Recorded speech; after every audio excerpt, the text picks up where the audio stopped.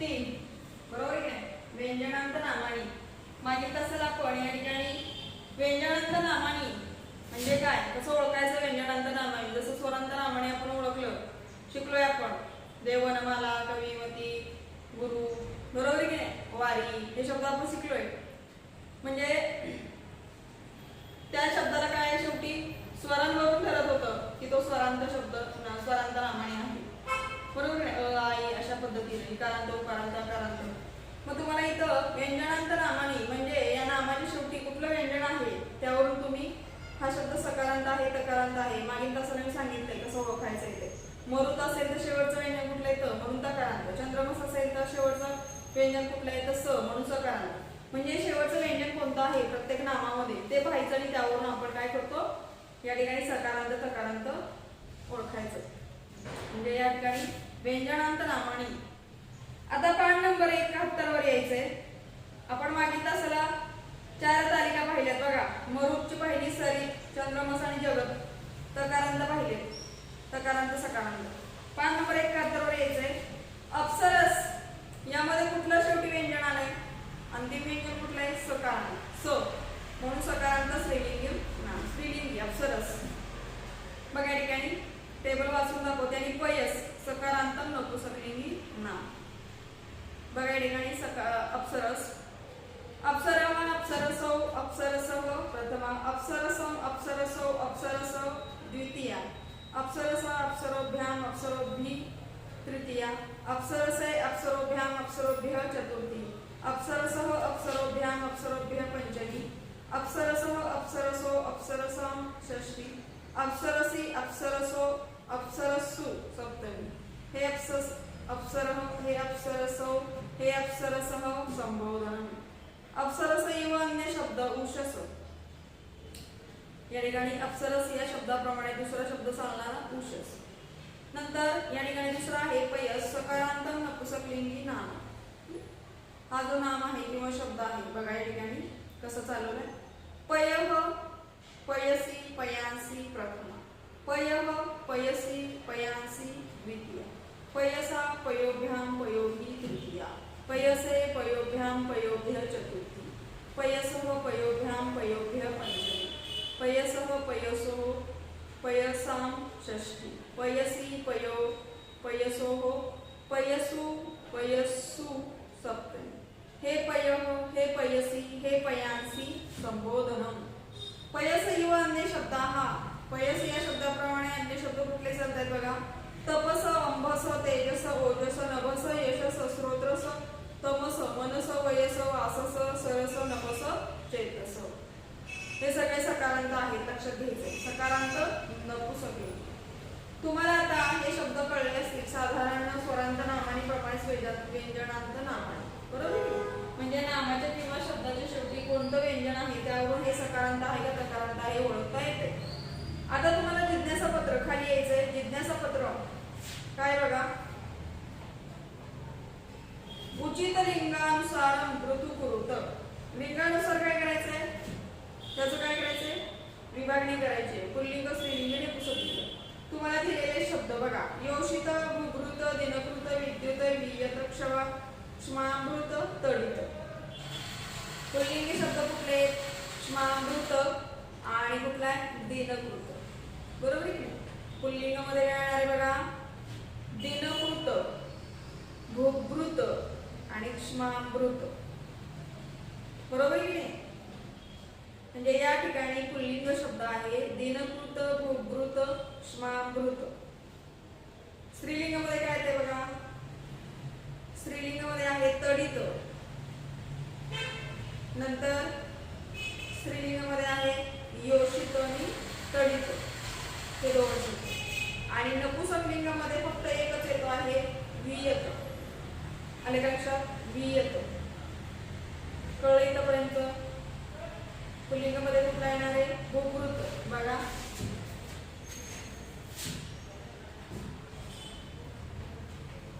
जिज्ञासा पत्रामध्ये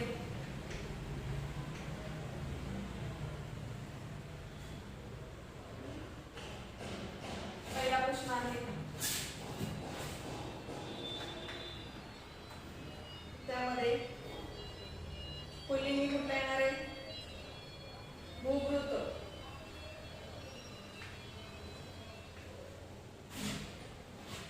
नंतर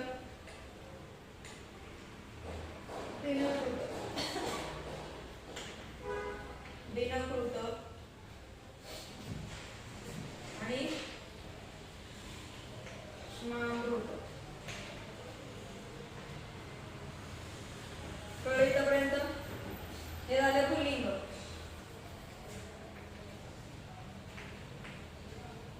आता या ठिकाणी काय करायचं आपल्याला? स्त्रीलिंग.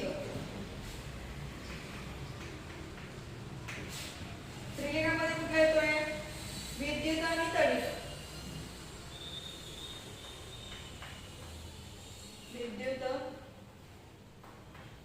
तडित. आणि नपुंसकलिंगामध्ये काय येते बघा? नपुंसकलिंगामध्ये या ठिकाणी एकच येतोय.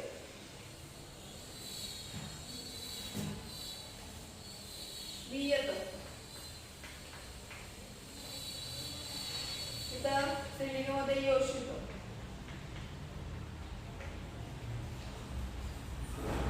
आता मला सांगा इथं त अंतिम व्यंजन कुठले आहे? गुभृत त, दिनकृत त, इथं क्ष्माकृत त. म्हणजे काय झाले? शेवटचं व्यंजन त आहे म्हणून हे काय झालं? तकार आलं. आता इथं सुद्धा तसंच आहे. विद्युत तडित योषित. हे स्त्रीलिंग शब्द आणि त काय आहे? हे नपुंसकलिंगी येतं. हे पण झालं तकारांत. लक्षात घ्या अंतिम व्यंजन कुठले. दुसरा प्रश्न बघा या ठिकाणी काय? तालिका पुरे येतं.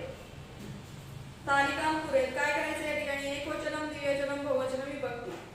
काही ठिकाणी तुम्हाला विभक्ती तर दिलेले आहे. तुम्ही फक्त वचन शब्दानुसार काय करायची ती योजायची आहे. बघा जगंती प्रथम विभक्ती काय येणार आहे? जगत जगती. काय येणार? जगत जगती. प्रश्न 2 एकवचन काय येईल? जगत आणि द्विवचन आहे जगती.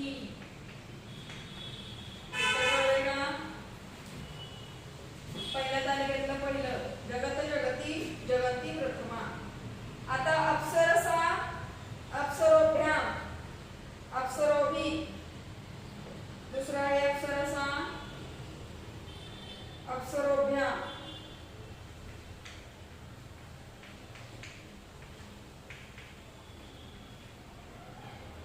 अप्सरोभ्याम अप्सरोभी.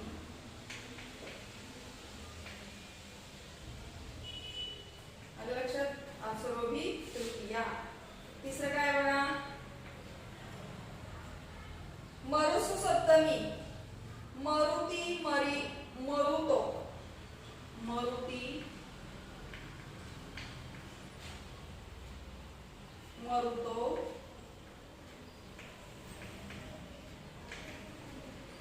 मरुसु सप्तमी. चौथं काय? कुठला शब्द आहे चौथा तालिकेतला? बुभृतो. बुभृत बुभृतो बुभृता षष्ठी. बुभृत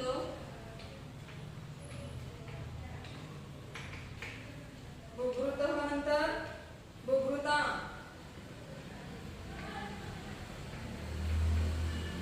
षष्ठी. बदला शब्द त्यांनी दिलाय बुभृतो. मी काय तो लिहिलेला आहे उत्तरानुसार लिहिते. हे लक्षात घ्या. पाचवा बघा काय? पाचवा आहे सरित सरिभ्याम. सरिभ्य पंचमी. सरित सरिभ्याम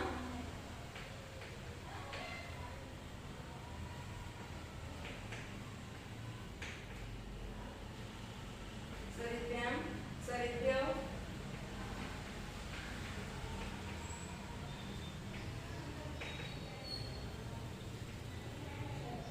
सरिभ्य पंचमी. पुढचा आहे सहावा शब्द बघा कुठला आहे? तेजसी. तेजः तेजसी तेजासी द्वितीया. तेजः तेजसी दिलाय. तेजांसी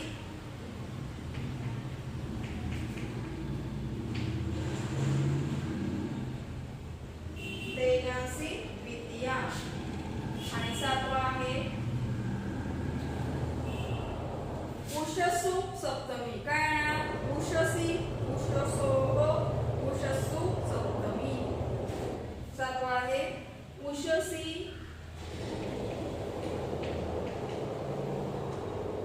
उषसो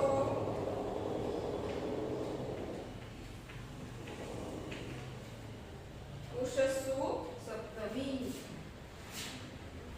कळले इथपर्यंत हा चार कळलाय ना बघा. हे दोन प्रश्न व्यवस्थित कळले. आता तिसऱ्या प्रश्नाकडे यायचंय. बघा तिसरा प्रश्न काय. बरेचसे विद्यार्थी घरी अभ्यास करत नाही बरं का. जिज्ञासा पत्रामध्ये जिज्ञासा पत्र सोडवायचंय बरोबर की नाही. प्रश्न तिसरा बघा काय. योग्य रूपम लिखत. इयत्ता 9वी लक्ष पुढं. पहिलं वाक्य आहे बघा. योग्य रूपम लिखत. योग्य रूप लिहायचंय. राजा नाम श्वामृत आहे तसंच रूप लिहायचंय. काय येणार आहे श्वामृत. राजा नाम श्वामृत. वाक्य लिहित नाही फक्त उत्तर लिहिते.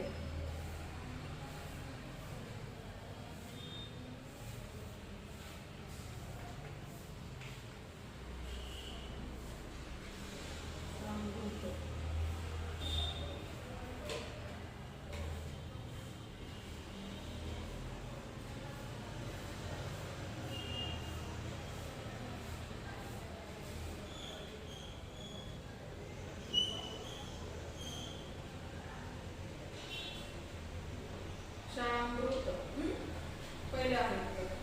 दुसरं बघा काय या ठिकाणी रिक्त स्थान दिलंय. सरित जलम शीतलम. सरित हो जलम शीतलम. सरित म्हणजे नदी बरोबर ना. सरित हो कळणारे योग्य रूप सरित हो.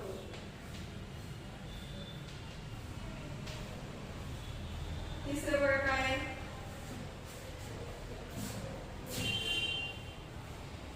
आयुर्वेद. आयुर्वेद जगतचं योग्य रूप आहे जगती. आयुर्वेद जगती विख्यात. जगती तिसऱ्याचं उत्तर आहे जगती.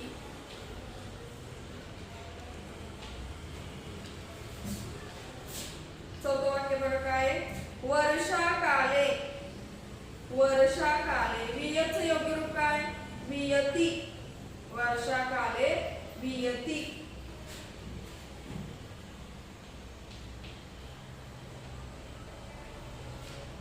वियती वर्षाकाले वियती तडित प्रकाशते.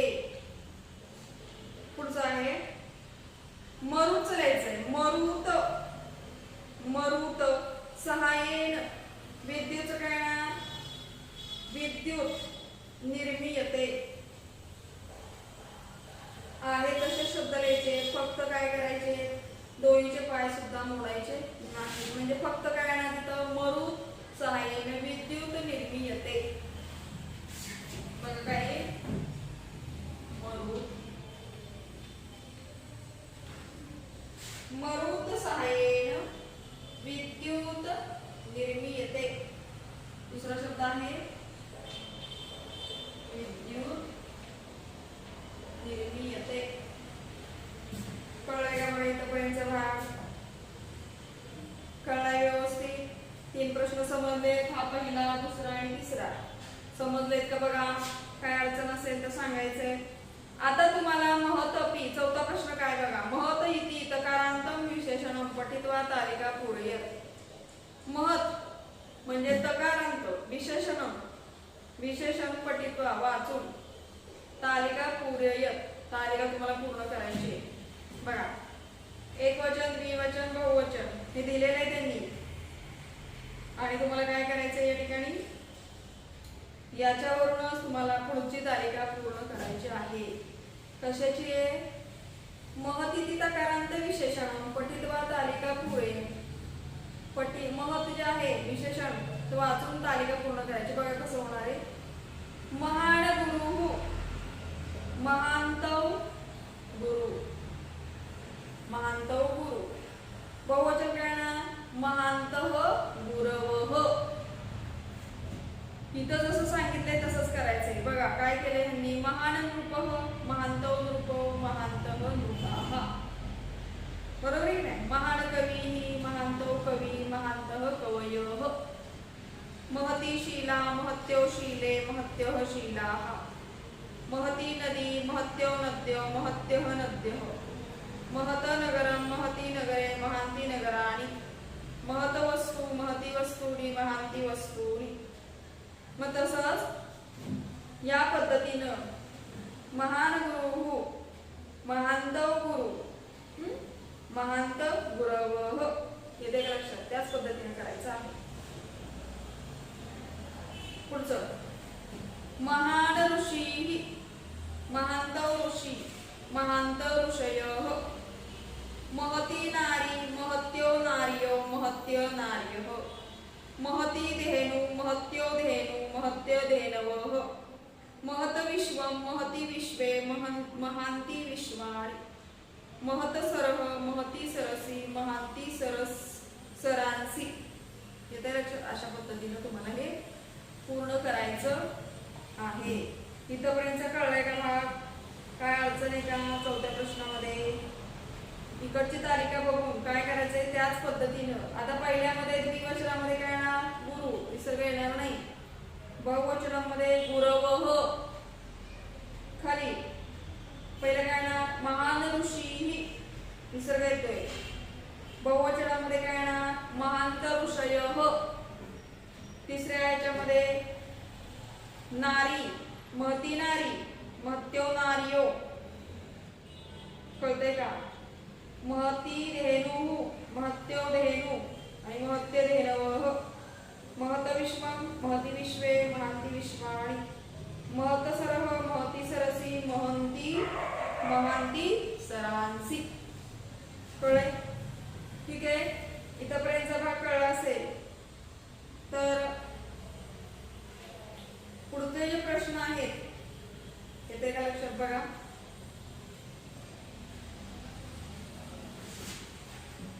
बघा या ठिकाणी तुम्हाला मी तो चौथा प्रश्न काय करूया आपण.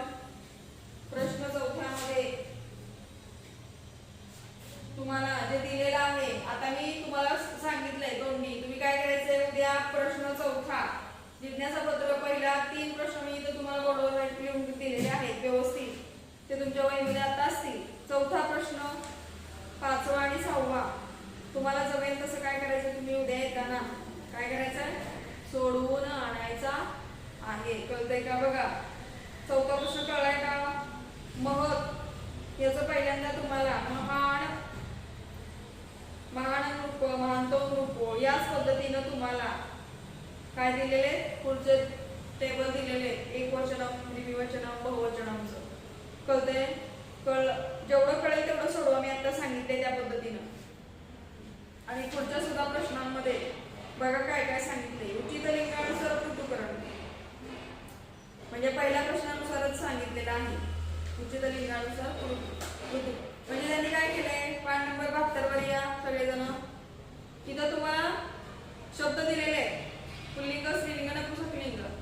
कुठले कुठले शब्द या ठिकाणी पुल्लिंग स्त्रीलिंग नपुंसकलिंग यातलं वर्गीकरण करून निवडून लिहायचं आहे. 6वा प्रश्न आहे त्यामध्ये काय करायचंय योग्य रूप लिखत. योग्य रूप लिहायचं आहे. इथं तुम्हाला जे कंसामध्ये दिले तेजस तपस नभस वयस तपस चेतस श्रोतस वाचस प्रत्युषस तपस ह्या सगळ्या रूपांची योग्य रूप घालून हे तुम्हाला काय करायचं आहे. ही वाक्य तुम्हाला पूर्ण करायची आहे. हे जेवढं जमेल तेवढं सोडवा. म्हणजे आपण पुढच्या तासाला काय करूया हे परत काय लिहून घेऊया. ठीक आहे. मी आता 3 प्रश्न सोडून दिलेले. चौथा प्रश्न तुम्हाला तोंडी सांगितलेला आहे. काय अडचण असेल तर आपण पुढच्या तासाला उद्याच्या तासाला बघूया. ठीक आहे. इथपर्यंत कळालं असेल. कळालंय का बघा. पुढच्या तासाला